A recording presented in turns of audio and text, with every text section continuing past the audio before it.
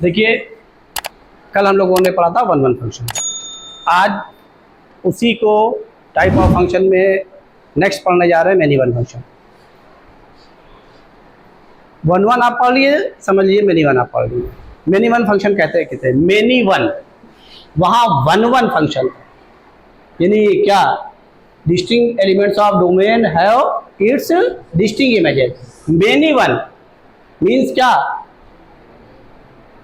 two or more than two elements have same images in the codomain, then the function is called many।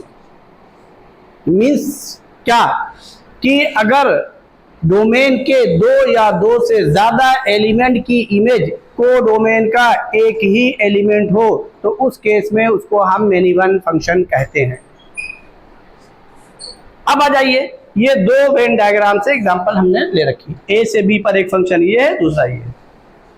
Element यहाँ 7 है, यहाँ 8 है, पहचानिएगा।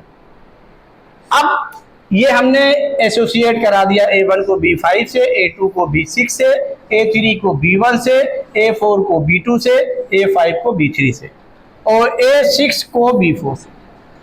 अब देखिए, A7 के पास ऑप्शन है, ये B7 B8 से किसी से एसोसिएट कर सकता है। अगर ये कर गया, वो डिपेंड करेगा फंक्शन एफ पर, उसकी रूलिंग पे डिपेंड करेगा, क्योंकि फंक्शन दिया उसी हिसाब जाता है जो आपसे पूछा जा रहा है।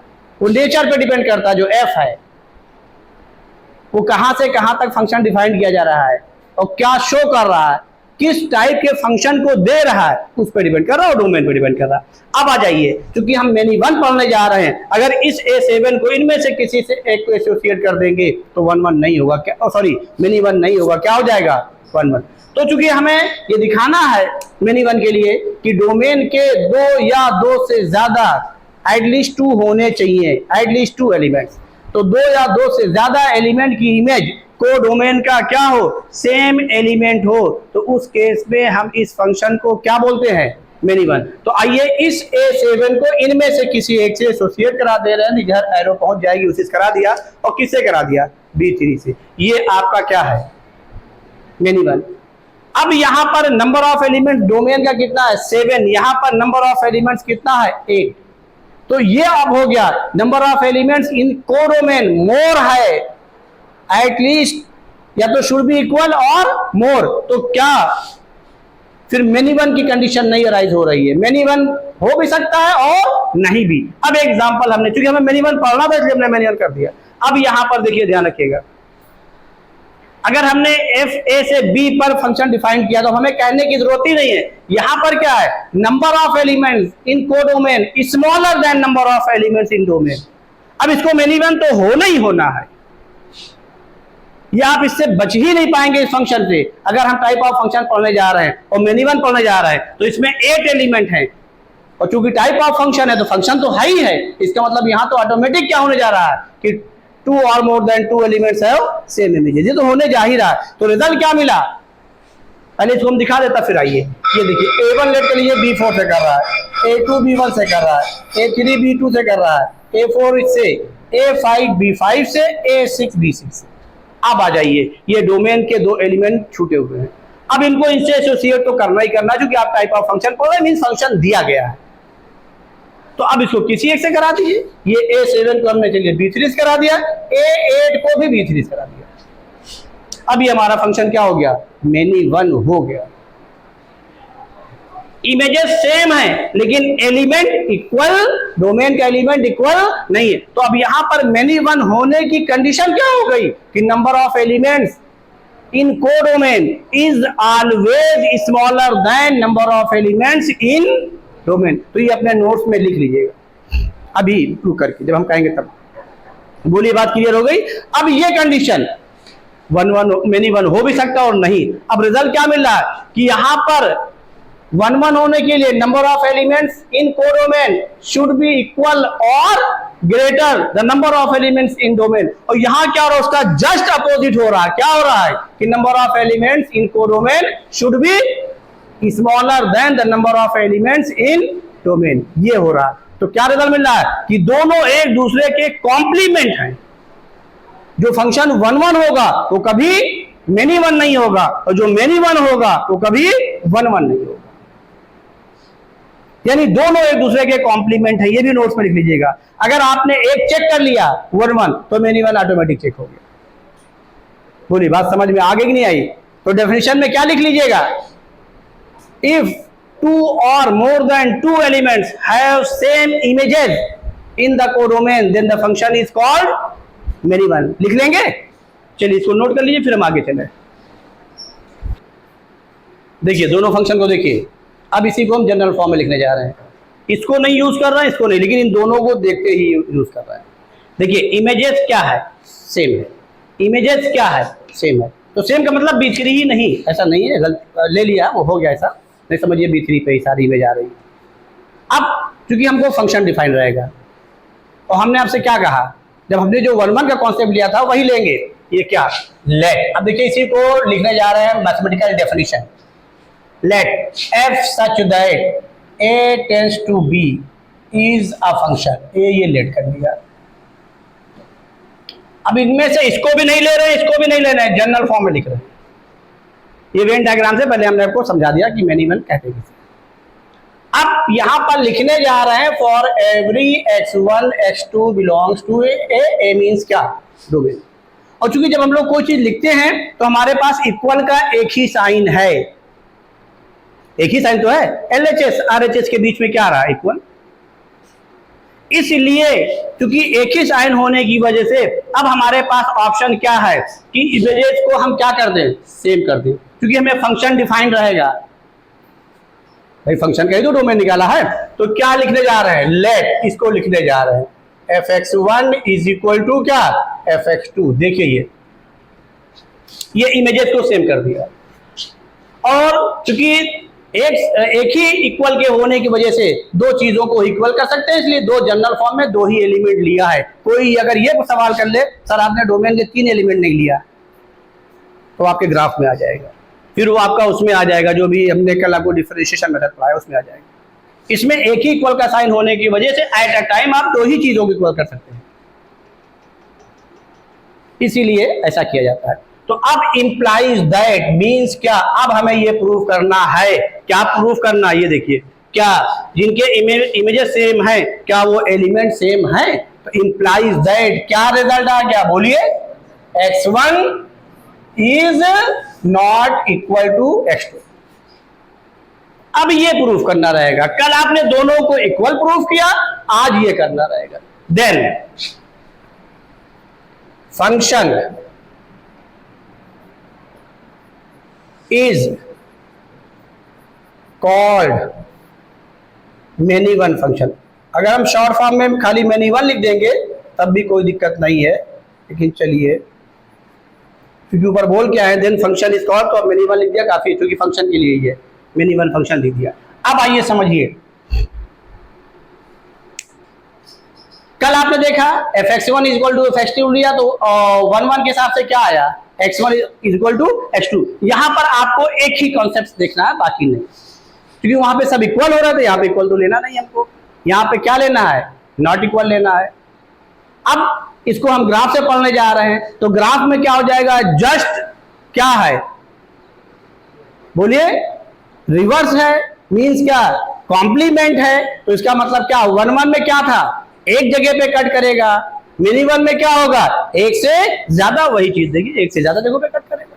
तो कल मिनी वन की हमने एग्जांपल लिए, देखिए उसमें जो हमने लिया वो मिनी वन की भी ले ली है। और उसके बाद क्या, डिफरेंशिएशन मेथड में क्या करेंगे, इसको भी घर पे कर लीजिएगा, ये दोनों आप घर पे कर लीजिएगा कि dy बाई डी एक्स, या जो आपने डिफरेंशिएशन पढ़ा फंक्शन का D D x of f x, वो क्या होगा, होल डोमेन के लिए पॉजिटिव भी होगा और क्या होगा, निगेटिव भी होगा, जो कल दोनों एग्जांपल में हमने लिया है। यानी हमने दोनों लिया है एग्जांपल में।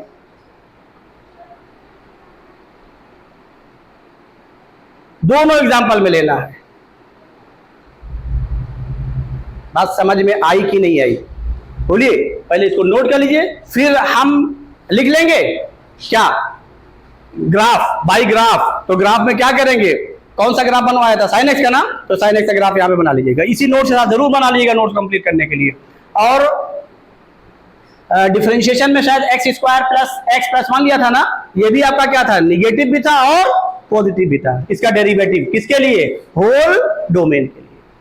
बात समझ में आ गई कि नहीं आ गई? तो ये ग्राफ में आप बना लीजिए इसके साथ में, और फिर हम आगे चलते हैं, आगे पढ़ने जा रहे हैं। देखिए कुछ काम हम आपको दे रहे हैं, सुन लीजिएगा। इसके बाद आप क्या लिखेंगे, बाई ग्राफ। तो ग्राफ बना लीजिए, साइन एक्स का ग्राफ लिया था ना, उसको बना करके पैरेलल लाइन ड्रॉ करेंगे तो क्या होगा, लेकिन डोमेन क्या लेंगे, कैपिटल आर, वो जरूर शो करेंगे। नहीं भी साइन एक्स को हम 1 1 भी बनाएंगे, बताया था कल, बताया था शायद, हाँ बताया है, याद आ गया। तो ये जरूर ध्यान रखिएगा, वो डोमेन का चेंज होगा। अब आ जाइए, उसके बाद क्या करना रहेगा, बाई डिफरेंशिएशन। तो डिफरेंशिएशन में क्या लिखिएगा, differentiation of f x should be positive and negative both for whole domain, यानी दोनों होने चाहिए। उसमें भी साइन एक्स साइज हमने लिया है, लिया था ना, हाँ। तो ये दोनों एग्जांपल लेकर के करिए, फिर हम बता रहे हैं। देखिए आपने इसको बाई ग्राफ भी लिख लिया, बाई डिफरेंशिएशन भी लिख लिया, दोनों लिख लिया, उसमें कोई दिक्कत तो नहीं है। अब आइए फटाक से अगला फंक्शन पढ़ने जा रहे हैं। देखिए हम लोगों ने 1 1 पढ़ लिया, फिर क्या पढ़ लिया, मेनी वन। 1 1 पढ़ लिया, मेनी वन खुद ब खुद समझ में आ गया। अब अगला फंक्शन पढ़ने जा रहे हैं, ऑन टू फंक्शन। इसके बाद की बारी होगी इनटू फंक्शन। तो अभी जब हम आपको ऑन टू की डेफिनेशन बोलेंगे तो 100% आप इनटू की डेफिनेशन खुद बताएंगे। आइए पहले ऑन टू कहते किसे समझिए। ये डोमेन है, ये कोडोमेन, ए से बी पर एक फंक्शन डिफाइन कर दिया है। अब ऑन टू कहते किसे हैं कि अगर कोडोमेन के सारे एलिमेंट्स डोमेन के किसी न किसी एलिमेंट्स की इमेजेस हो तो उस केस में हम फंक्शन को ऑन टू फंक्शन कहते हैं। और इसी ऑन टू का दूसरा नाम है सरजेक्टिव फंक्शन।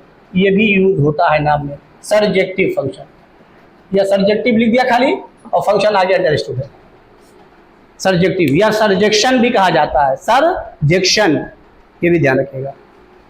अब देखिए क्या, अगर कोडोमेन के सारे एलिमेंट्स डोमेन के किसी न किसी एलिमेंट्स की क्या हो, इमेजेस हो, तो उस केस में हम फंक्शन को क्या बोलेंगे, ऑन टू फंक्शन।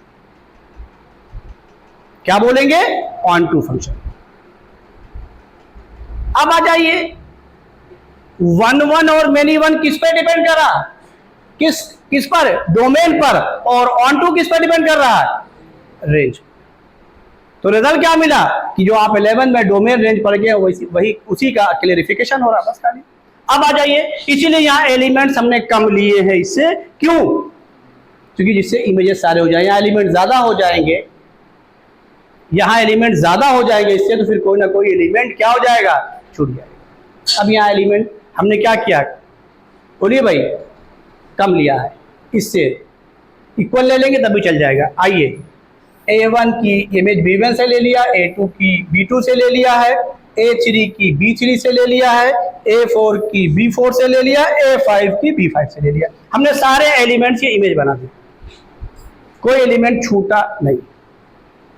अब बताइए, अभी लेकिन फंक्शन है तो A6 भी A7 भी किसी न किसी से एसोसिएट होने चाहिए। अगर A6 और A7 को यहां से हटा दे तो ऑन टू तो हो गया ना, ऑन टू के अलावा कोई और नजर आ रहा है, तेज बोलिए। अगर इसको हटा दे, इसको हम थोड़ी देर के लिए छुपा दे, तो ऑन टू के अलावा कोई और भी नजर आ रहा है क्या?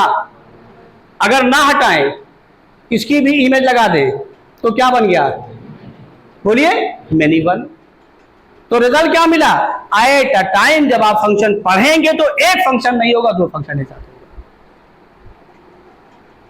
एट अ टाइम एक फंक्शन नहीं होगा, क्या होगा, दो फंक्शन एक साथ होंगे। अब शुरू करें, बोलिए भाई, इसको हटा दें, 1 1 हो गया, ऑन टू तो हो ही क्या, सारी इमेज हो गई। बात क्लियर हो गई, रहने दे रहे हैं तो इसकी अब फंक्शन है तो इमेज तो लेनी पड़ेगी ना।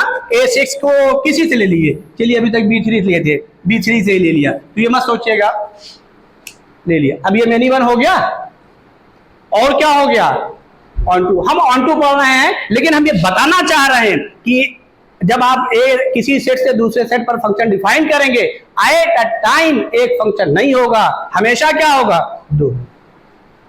अब वो आप पे डिपेंड कर रहा है, डोमेन को भी एडजस्ट कर लीजिए, कोडोमेन को भी एडजस्ट कर लीजिए, दोनों मिलेगा। सिर्फ एडजस्टमेंट है डोमेन का और किसका, कोडोमेन का। अब आ जाइए, तो यहां पे जब इसके सारे एलिमेंट्स इमेजेस हो गई तो क्या हो रहा है, आपको पीछे डेफिनेशन में लिखाया है 11 में क्या, कि रेंज और कोडोमेन क्या हो गए, इक्वल। रेंज और कोडोमेन इक्वल हो गए। तो यहां पर अब लिखने जा रहे हैं, कैसे करेंगे, वर्किंग रूल लिखने जा रहे हैं। मींस क्या, मैथमेटिकली कैसे करेंगे, let f such that a tends to be is a function for every, अब जनरल फॉर्म में ले रहे हैं, x बिलोंग्स टू ए, ये जनरल एलिमेंट ले लिया डोमेन का। इसकी इमेज क्या होगी जनरल फॉर्म में, तेज बोलिए, fx। और वही इमेज जनरल फॉर्म में जब इमेज लेते हैं, पीछे 11 बताया, तो वही फंक्शन हो जाता है। तो अब यहां पर क्या हो गया, बोलिए fx, यानी मींस क्या, अब ये जो fx हुआ इसी को सेट में लिख दीजिए, यही तो रेंज बन गई। इसका मतलब क्या हुआ कि अगर ये जो फंक्शन आपने डिफाइन किया है, ये कोडोमेन कौन है, b, तो अब यहां पे रेंज निकालने, पहले रेंज निकालिए। तो रेंज की जो डेफिनेशन लिखाई है 11 में वही लिख दे रहे हैं, ये अब इसमें ज्यादा बताने की जरूरत नहीं।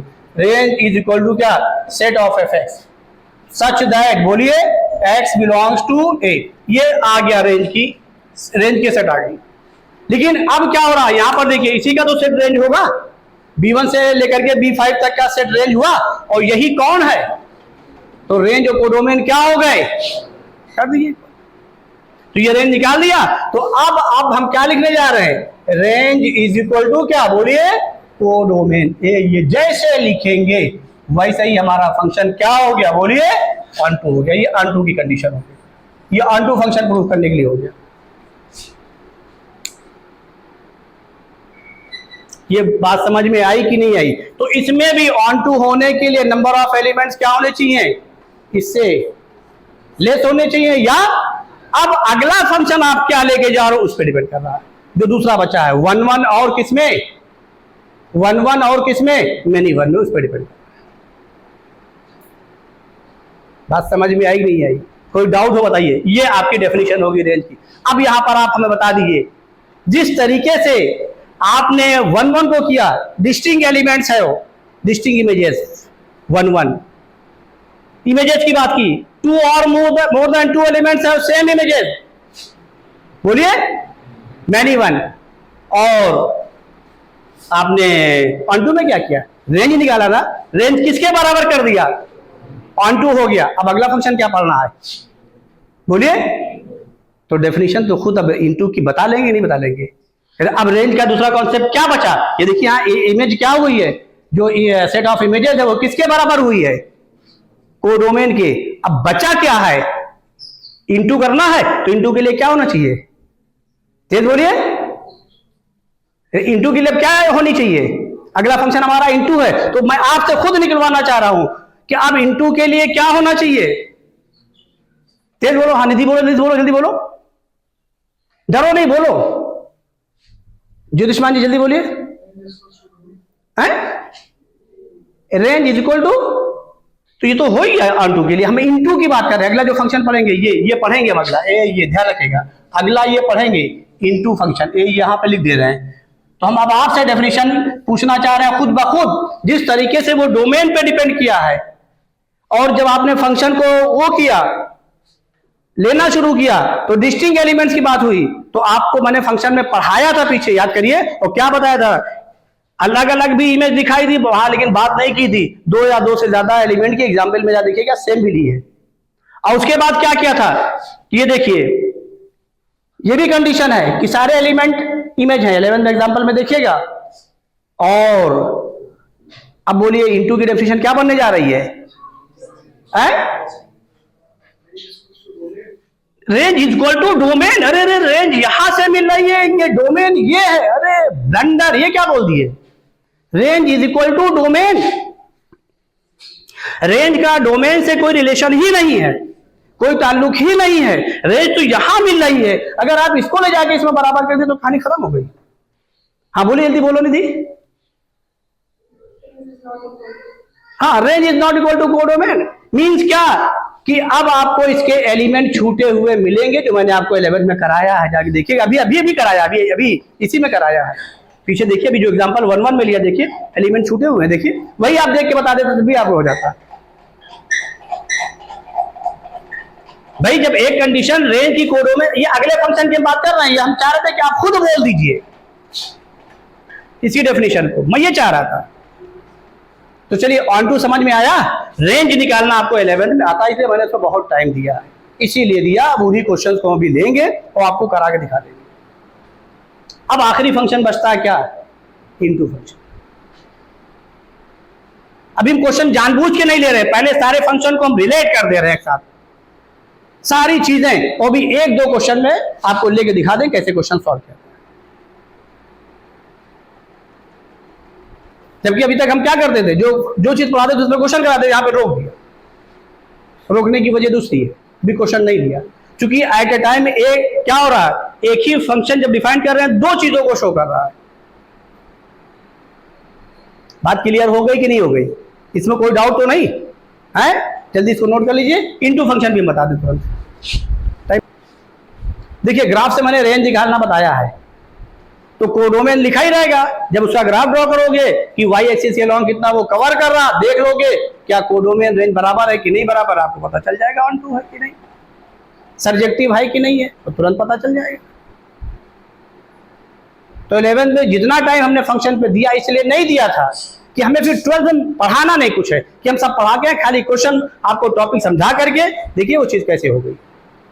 और ये मैंने आपसे पहले भी कहा था, आज फिर अभी तो अभी शुरुआत हुई है, अभी आने दीजिए और टॉपिक पहले दीजिए, जरा थोड़ा आगे बढ़ लीजिए। 11 का बेनिफिट आप इतना लेंगे कि हमें मेहनत नहीं करनी ज्यादा, और फिर आपका 11 भी तैयार रहेगा, 12 भी तैयार रहेगा, चाहे जेईई मेन दीजिए चाहे एडवांस दीजिए, आपको अलग अलग अब नहीं पढ़ना है। जो 12th में जो टॉपिक है उसका बेनिफिट मिलेगा, जो उससे रिलेटेड 12th में है, और जो नहीं रिलेटेड है उसको आपको पढ़ना ही पड़ेगा। बोलिए समझ में आ गई बात ना? चलिए इस पर आगे कल बात करेंगे।